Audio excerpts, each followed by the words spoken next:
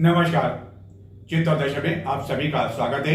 नजर डालते हैं आज के समाचारों की ओर। चित्तौड़गढ़ जिले के गंगराट थाना क्षेत्र में एक बंगाली चिकित्सक द्वारा क्लिनिक का संचालन किया जाता है, लेकिन उसका एवं उसकी पत्नी का आरोप है कि गत 21 अप्रैल को किसी ने उसका अपहरण कर लिया, मारपीट की एवं 5 लाख रुपए बतौर फिरौती के रूप में मांगे गए, जिसको लेकर गंगराट पुलिस थाना ने मामला दर्ज कर लिया है। एवं पीड़ित पक्ष के साथ ही उसके साथ अन्य कई जने सोमवार को जिला पुलिस अधीक्षक के समक्ष पहुंचे एवं अभियुक्तों को शीघ्र गिरफ्तार किए जाने की मांग की।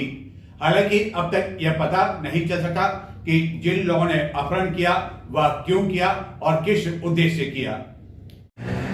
चित्तौड़गढ़ जिले के गंगराट थाना क्षेत्र में स्थित बोरदा में राकेश मंडल नामक एक बंगाली चिकित्सक द्वारा क्लिनिक का संचालन किया जाता है, जिसकी पत्नी एवं स्वयं का आरोप है कि गत 21 अप्रैल रात्रि को किसी ने उसका अपहरण कर लिया एवं उसके साथ मारपीट की और 5 लाख रुपए फिरौती के रूप में मांग की गई, जिसको लेकर गंगराट पुलिस थाना में मामला दर्ज किया जा चुका है, लेकिन अब तक अभियुक्तों को गिरफ्तार नहीं किया गया है, जिसको लेकर पुलिस अधीक्षक को ज्ञापन दिया गया। मेरा नाम राकेश है, मेरा क्लिनिक बोरदा। मैं सुबह 9 साढ़े 9 बजे तक सुबह क्लिनिक जाता हूँ। 9 साढ़े 9 बजे करीब में। कहाँ है क्लिनिक है आपका? बोरदा क्लिनिक है। मैं 9 साढ़े 9 बजे करीब दुकान मंगल करके आ रहा था चंदेरे की तरफ। मेरा घर पे बोरदा और बड़ौदिया के बीच में आता है पारोली बस स्टैंड। उस जगह से मेरे को किडनैप किया। एक काला कलर का स्कॉर्पियो था, उसमें शायद 5-6 जना था।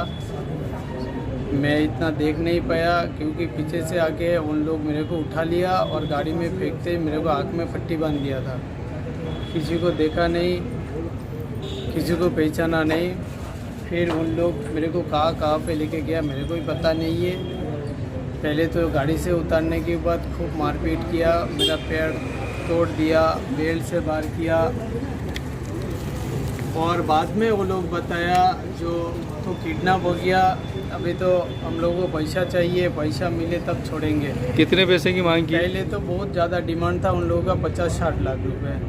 फिर धीरे धीरे रात बढ़ते गया, उन लोगों को डिमांड भी कम पड़ते गया। फिर मेरा मोबाइल से मेरा मिसेस को फ़ोन लगाया व्हाट्सएप कॉल से, किसी को वाईफाई कनेक्ट करके, जो तुम्हारा पति देव मेरे को बोला कराया उन लोगों ने जोर जबरदस्ती, जो ऐसे बोलो जो तुम्हारे हाथ से किसी को मौत हो गया, अभी ये गांव वाला पकड़ के रख दिया, अभी 5 लाख रुपए अभी की 5 लाख रुपए अकाउंट में डाला दो तो छोड़ देंगे, और नहीं तो सुबह तक पुलिस कार्रवाई होगा, फिर 3 साल का सजा होगा, पोस्टमार्टम करेंगे उनको। ये सब बातों में घर पे सब लोग डर गया था। फिर आधा घंटा बाद में और फ़ोन आया जो पैसा जुगाड़ हुआ क्या नहीं हुआ, डाल रहा हूँ क्या नहीं डाल रहा हूँ। फिर मेरा मिसेज ये बोला जो अभी मेरे पास इतना पैसा नहीं है, मैं कहाँ से इतना बड़ा अमाउंट मैनेज कर पाऊँ। तो बोला इधर उधर से फिर भी मैं कोशिश करूँ। मेरा पड़ोसी का भी करीब रात 1 बज रहा है, इस टाइम से मैं कहाँ से लाऊं पैसा। यह अभी स्पष्ट नहीं हो पाया कि अपहरण किन लोगों ने किया और इसके पीछे उद्देश्य क्या था। गंगराट पुलिस के अनुसार इस संबंध में मामले की जांच पड़ताल की जा रही है एवं बंगाली चिकित्सक के मोबाइल की डिटेल भी खंगाली जा रही है।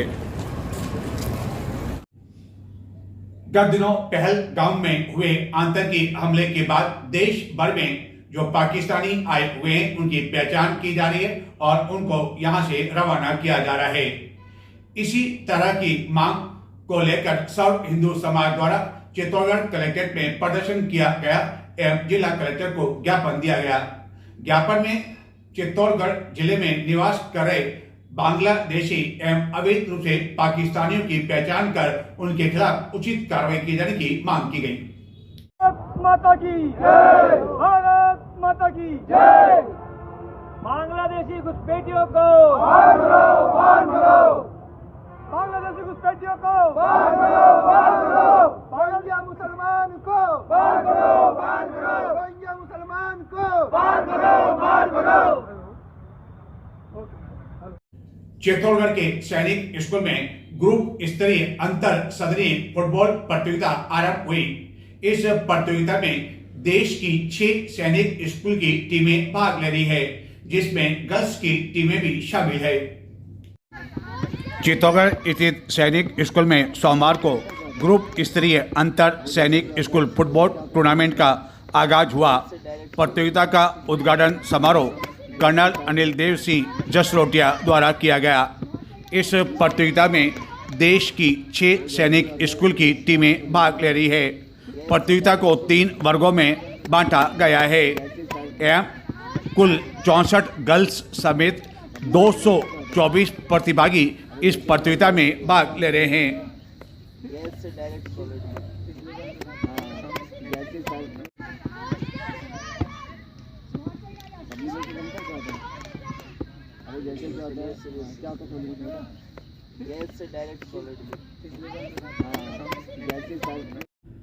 भीषण गर्मी को देखते हुए जिला प्रशासन द्वारा कक्षा 1 से लेकर 8वीं कक्षा तक के बच्चों के लिए स्कूल का समय प्रातः 11 बजे तक कर रखा है, लेकिन इसके बावजूद कई निजी शिक्षण संस्थाओं में अब भी इस भीषण गर्मी में बच्चों को दोपहर 12-1 बजे तक छुट्टी दी जा रही है, जिसके कारण उन्हें तेज गर्मी में स्कूल से घर लौटने के लिए मजबूर होना पड़ रहा है।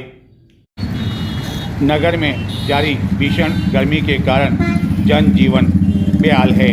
हर कोई गर्मी के कारण परेशान है, जिसको देखते हुए जिला प्रशासन द्वारा कक्षा 1 से लेकर 8वीं कक्षा तक के बच्चों के स्कूल में समय में परिवर्तन किया जा चुका है एवं स्कूल का समय अब प्रातः 11 बजे तक ही रखा गया है, लेकिन इसके बावजूद कई निजी शिक्षण संस्थाओं द्वारा छोटे बच्चों को यानी कि कक्षा 1 से 8वीं तक के बच्चों को प्रातः 11 बजे के स्थान पर दोपहर 12-साढ़े 12 बजे तक छुट्टी दी जा रही है, जिसके कारण बच्चे एवं उनके अभिभावक इस भीषण गर्मी में एवं भरी दोपहरी में घर लौटने के लिए मजबूर हो रहे हैं।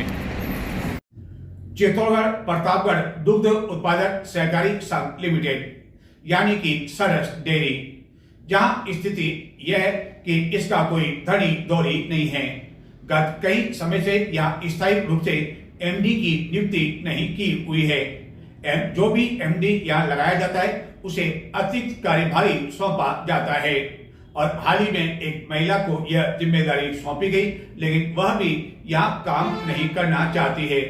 हालत यह कि यहाँ की जो स्थिति है उस कारण सरस डेयरी की जो चेयरमैन है, जो कि कांग्रेस समर्थित है, वह महीने से मुश्किल से 1-2 दिन ही सरस डेयरी जा पा रहे हैं एवं 1-2 कर्मचारियों ने इस सरस डेयरी का पूरा जिम्मा अपने हाथ ले रखा है और सब कुछ उनकी ही चल रही है।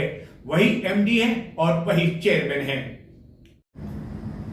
चित्तौड़गढ़ में बौजुंदा के समीप स्थित चित्तौड़गढ़ प्रतापगढ़ दुग्ध उत्पादक सहकारी संघ लिमिटेड यानी कि सरस डेयरी में गत कई समय से पोपाबाई का राज चल रहा है, जहां न कोई सुनने वाला है और न ही नियमों की पालना की जा रही है एवं धज्जियां उड़ाई जा रही है।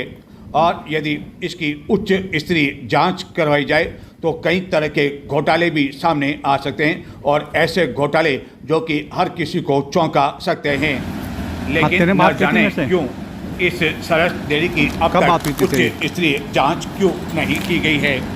न तो पहले कांग्रेस कार्यकाल में की गई और न ही अब भाजपा कार्यकाल में इसकी जांच की जा रही है। हालत यह है कि गत कई समय से इस चित्तौड़गढ़ डेयरी में स्थायी रूप से किसी भी एमडी की नियुक्ति नहीं की जा रही है एवं अधिक चार्ज दिए जाने की वजह से कोई भी एमडी यहाँ टिक नहीं पाता है। सप्ताह में एक बार भी मुश्किल से अस्थायी जिन्हें चार्ज दे रखा है, अतिरिक्त चार्ज दे रखा है, वह यहाँ आ रहे हैं एवं कुछ घंटों के लिए यहाँ आने के बाद पुनः वह अपने मूल चार्ज जो उन्हें मिला हुआ है वहाँ के लिए रवाना हो जाते हैं। हालत यह है कि इस सरस डेयरी में कुछ कर्मचारियों ने ही इस डेयरी को अपने मुट्ठी में ले रखा है एवं उनके द्वारा ही इस सरस डेयरी को मानो चलाया जा रहा है। कर्मचारियों पर भी उनका ही आदेश चलता है और एमडी की स्थायी नियुक्ति नहीं किए जाने की वजह से हालत यह है कि एमडी की जो गाड़ी है यानी कि जो वाहन है उस पर धूल की काफ़ी अधिक परत जम चुकी है, जबकि सरस डेयरी बोर्ड की बैठक भी गत 2 साल से नहीं हुई है। हालत यह है कि सरस डेयरी के चेयरमैन बद्री जगपुरा कई बार डेयरी की बोर्ड की बैठक बुलाए जाने की मांग कर चुके हैं, लेकिन चेयरमैन की भी कोई सुनवाई नहीं हो पा रही है, जिसके कारण वह अब सरस डेयरी में मुश्किल से महीने में 1-2 बार जाते हैं। यानी कि उनकी अपनी डेयरी होने के बावजूद उनकी कोई सुनने वाला नहीं है, क्योंकि कांग्रेस समर्थित चेयरमैन एम दूसरी और भाजपा का राज इसी कारण सामाजिक से नहीं बैठ पा रहा है।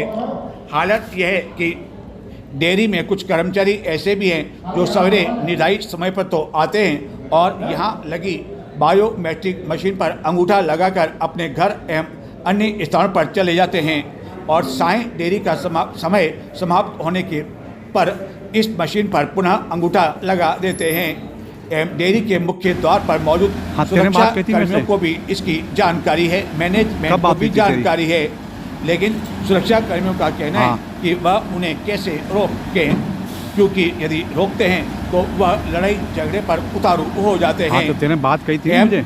सरस डेयरी में अनियमितताओं का हाल है कि बोर्ड की बैठक के बिना ही बिना प्रस्ताव पारित किए ही अलग अलग समय में डेयरी के जो कुछ कर्मचारी है उनका वेतन बढ़ाया जा रहा है, जबकि नियमानुसार ऐसा संभव नहीं होता। नजर डालते ही कुछ और समाचारों की ओर देखते रहे चित्तौड़ दर्शन। नगर के मध्य से बहकर गुजरने वाली गंभीरी नदी के दोनों ओर नगर परिषद की ओर से कुछ वर्षों पूर्व इस आशय से यह कलश लगाए गए थे ताकि लोग अपने घरों की जो पूजन सामग्री बची हुई होती है वह गंभीरी नदी में प्रवाहित न करें, क्योंकि उसे गंभीरी नदी प्रदूषित हो रही थी। इसी उद्देश्य से यह बड़े बड़े कलश लगाए गए, जहां प्रतिदिन कई लोग अपने घर की बची हुई पूजन सामग्री इस कलश में यह सोचकर डालकर चले जाते हैं कि संबंधित कर्मचारियों द्वारा इसे अन्य जलाशय में पूरे विधि के साथ विसर्जित किया जाएगा। लेकिन गत कई समय से इस पूजन सामग्री को दिन के समय एवं रात के समय जलाया जा रहा है। इसमें भगवान की तस्वीरें दिख रही, सामने भगवान की तस्वीरें भी है, बल्कि और चुनिया भी है, इसमें आस्थाओं के साथ भी खिलवाड़ हो रहा है। कचरा इसको है, यह काम राहत चलते कई लोगों द्वारा किया जा रहा है। अच्छा, रोज जलाते हो? नहीं, बहुत से क्यों वो जलाते हैं। आपको किसने कहा जलाने के लिए? अपनी मर्जी से चला रहे हो?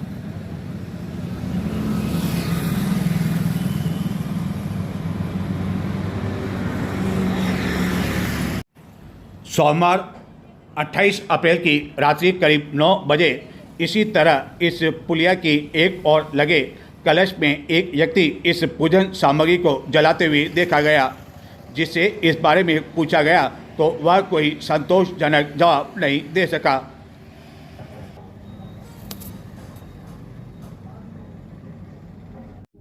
तो ये थे आज के समाचार। अब मुझे आज्ञा दें। नमस्कार।